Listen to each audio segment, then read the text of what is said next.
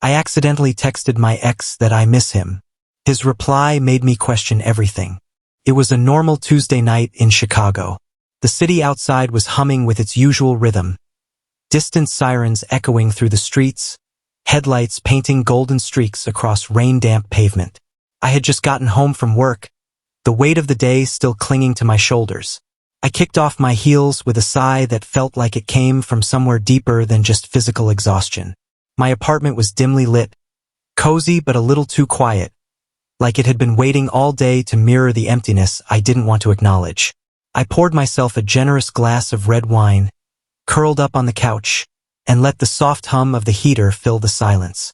My boyfriend, Mason, had been distant lately, not in the obvious, dramatic kind of way, but in the slow, subtle erosion that makes love feel more like a routine than a connection. We'd been together for 8 months.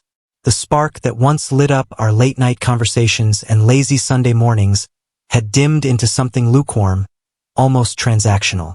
I didn't expect fireworks every day, but I hadn't expected this cold detachment either. So I decided to send a text. Nothing extravagant, just a moment of vulnerability I thought might bring us closer. I typed slowly, carefully, as if the right words might make a difference. I miss you. Things haven't felt the same lately, and I just wanted you to know I still love you. It wasn't dramatic, just honest. An olive branch, a quiet plea for something more. But the moment I hit send, a chill shot through my spine. My stomach twisted violently. I stared at the screen in disbelief, pulse rising like a fire alarm. I had sent it to Nathan. Nathan, my ex-boyfriend of 3 years, the man I once believed I'd build a future with. The man who left Chicago and me behind when he moved to Seattle for a job, convincing himself and me that long-distance love wasn't sustainable. We hadn't spoken in nearly a year, and now, suddenly, I had reached out to him. Not intentionally, not consciously, but in the most intimate way possible. I sat frozen, eyes wide with horror as I watched the message deliver. No going back now. No takebacks, no unsend option, no magical undo button. My hands trembled as I whispered, "No, no, no, no," into the quiet of my living room. I fumbled with my phone, considering every wild possibility to erase it. Delete the message, block his number, maybe even toss the phone into Lake Michigan and pretend the whole thing never happened. My heart raced as my brain played out a dozen scenarios. None of them good. The worst part? The message was vague enough to mean anything, and yet deeply personal. It didn't say, "Hi, Mason." There was no name to clarify intent. No context to hide behind. It sounded raw, real, like something I could still feel for Nathan, even if I hadn't meant it that way. I placed the phone face down, as if shielding myself from the inevitable. But anxiety doesn't obey logic. It crawled up my spine, curled itself around my throat, and squeezed. You know that feeling when you send a risky text and then the typing bubbles appear? That dreaded ellipsis, that pulsing promise of a reply. 10 minutes later they appeared, then vanished, then came back, then disappeared again. My stomach churned with every flicker. I hadn't heard from Nathan in so long. Our ending wasn't filled with screaming matches or betrayal. We simply unraveled, quietly and painfully.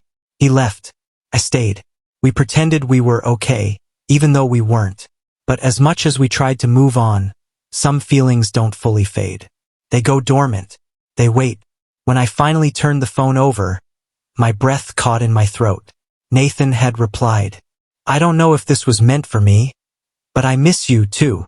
I blinked. Read it again. And again. My pulse throbbed in my ears. He missed me? That wasn't what I expected. I had braced myself for silence, or maybe an awkward, wrong person. But this cracked something wide open in me. A sealed box I had taped shut and shoved into the darkest corner of my heart.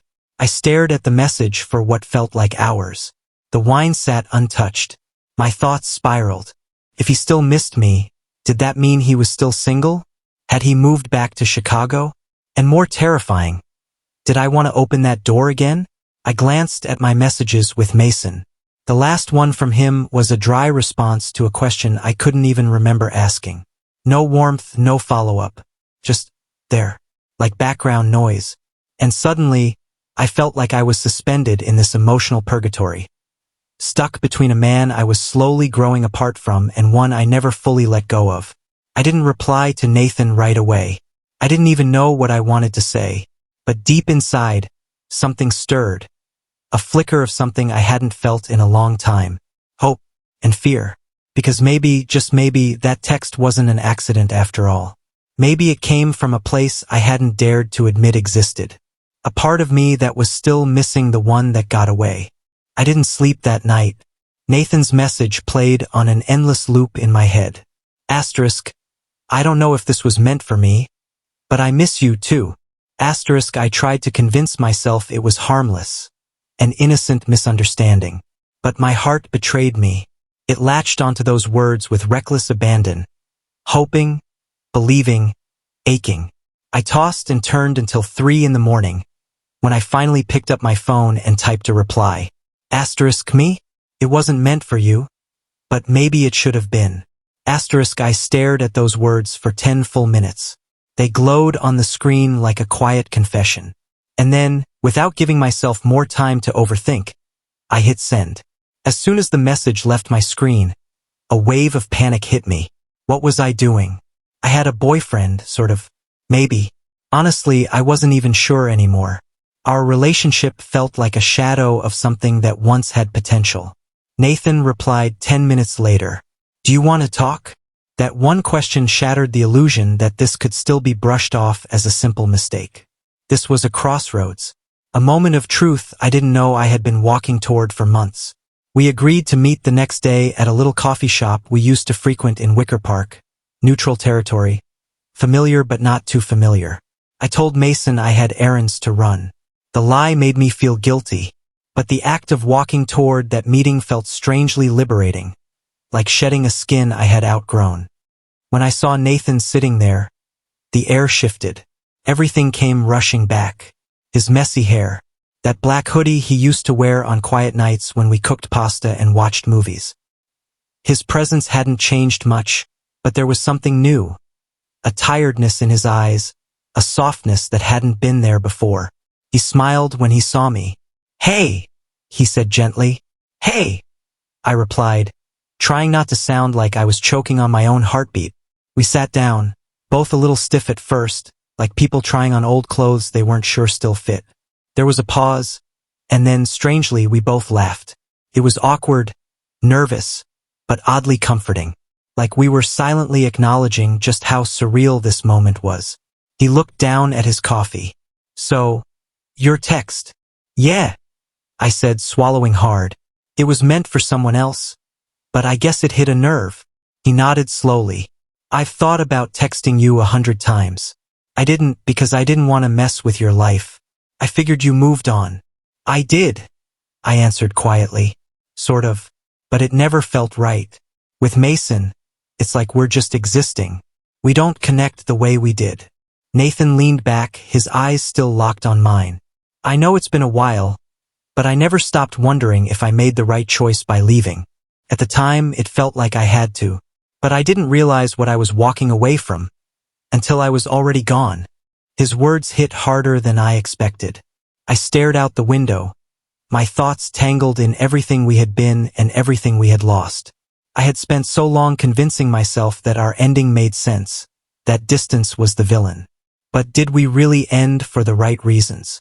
I didn't answer right away. He looked nervous for the first time. I'm not trying to complicate your life, he said softly. But if there's even a small part of you that wonders what could have been, I'd like to find out.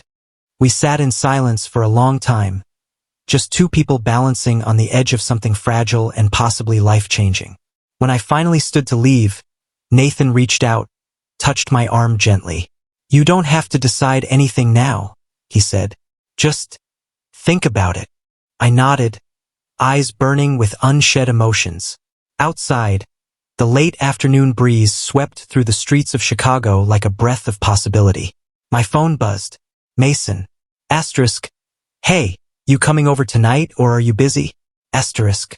I stared at the message. It wasn't cruel. It wasn't even insensitive. But it was bland. Lifeless. like every other message lately, function without fire. No, I miss you.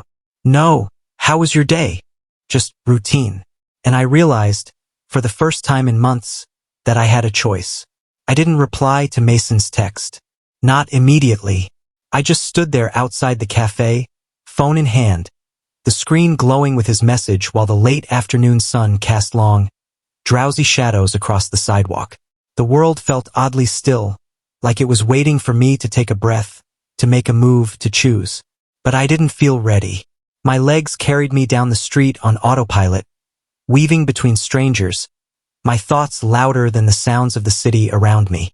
I walked without direction, without any real destination, as if the act of moving would help untangle the knots forming in my chest.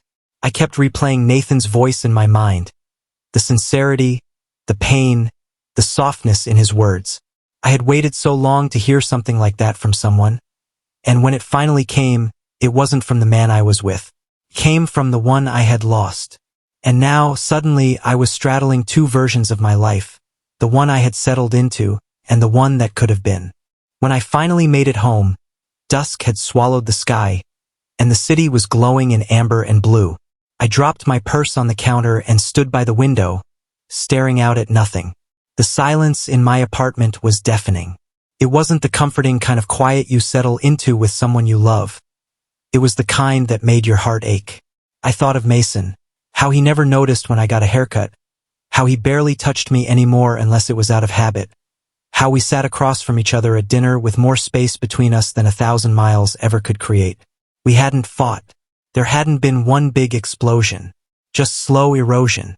And now I realized I was clinging to something simply because I had already invested time in it, not because it was still alive.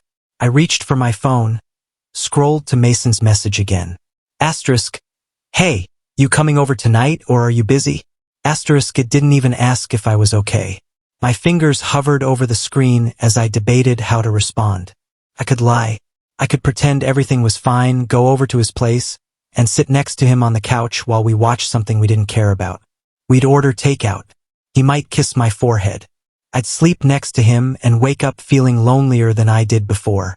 Or I could finally tell the truth. The truth I'd been burying under convenience and fear.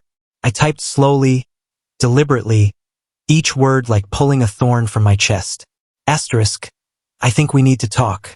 I don't feel like we've been ourselves for a while, and I'm not sure we're really in this anymore. I need some space to think. Asterisk, I stared at the message for a moment, my heart pounding. Then I hit send. No turning back. Almost immediately, the bubbles appeared. My breath caught. Where is this coming from?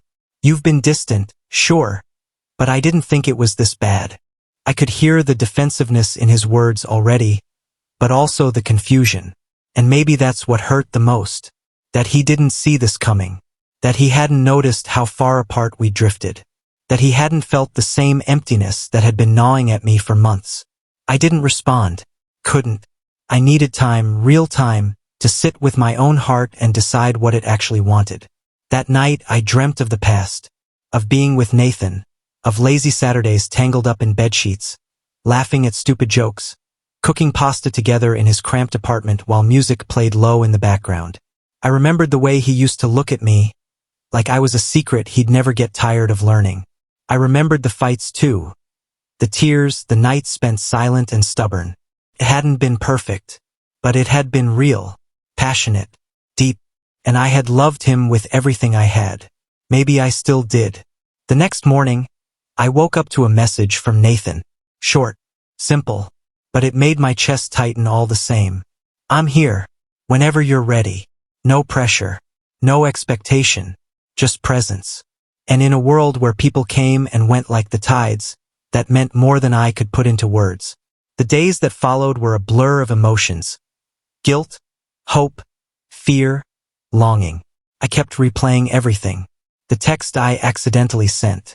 The way Nathan responded. The look in his eyes when we sat across from each other. And then I thought about Mason. About how he hadn't called. How he hadn't shown up at my door, or even really fought for us. Maybe he was feeling the same way I was. Tired, detached, unsure. Maybe he was just waiting for someone to say it out loud. A week passed before I reached out to Nathan again. I asked him if he wanted to go for a walk by the lake, like we used to. He said yes immediately. That Sunday, we met near the harbor, the water glittering under a pale sky. We walked in silence for a while, shoulders brushing every now and then. It wasn't awkward. It was peaceful, like no time had passed, like maybe we still knew each other in all the ways that mattered. I don't know what I'm doing, I admitted after a while, my voice barely above a whisper. I'm not even sure what this is. I just know that being with you feels like breathing again. He stopped walking and turned to me, his expression raw. You don't have to have all the answers. I just want to know if you feel something. That's enough for me. And I did. I felt everything. All at once. Every piece of what we used to be, what we could be. I nodded, tears stinging my eyes. I do. He reached out and took my hand. Not forcefully, not dramatically. Just gently, like we were starting something tender and new. And maybe we were. Not a reset. Not a do-over. But a continuation of something that had never truly ended. Sometimes, life has a strange way of putting us back on the path we didn't even realize we had strayed from. And sometimes, the mistakes we fear the most are just the truth finally finding its way out. As we walked hand in hand along the shoreline, the wind gently tousling our hair, I felt the weight that had settled on my chest for months begin to lift. It wasn't about rewriting history or pretending the pain had never happened. It was about acknowledging that love doesn't always follow a straight path, that sometimes it takes leaving, losing, and growing apart to truly understand what someone meant to you. I didn't know what the future held for Nathan and me. We weren't rushing back into labels or promises. We were just there, together, two people who had loved, lost, and somehow found each other again. Not through grand gestures or fate, but through a clumsy, unexpected text sent on a quiet Tuesday night. So maybe it wasn't an accident after all. Maybe, deep down, it was the most honest message I'd ever sent. And for the first time in a long time, I felt like I was exactly where I was meant to be.